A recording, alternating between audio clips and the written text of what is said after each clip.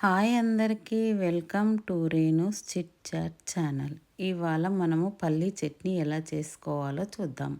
ముందు పల్లీలు, పుట్నాలు, పచ్చిమిరపకాయలని వేపుకొని పెట్టుకోవాలి. తర్వాత 3-4 ఎల్లిపాయలు వేసి మిక్సీ జార్లో ఈ పల్లీలు, పుట్నాలు, మిర్చిని వేసుకొని గ్రైండ్ చేసుకోవాలి. కొంచెం అంతా పెరుగు వేసి గ్రైండ్ చేసుకోండి, అప్పుడు టేస్ట్ చాలా బాగుంటుంది.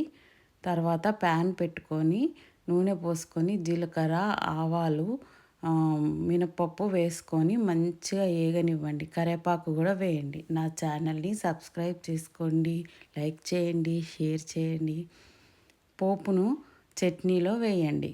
చాలా టేస్టీ చట్నీ తయారవుతుంది, పల్లీ చట్నీ.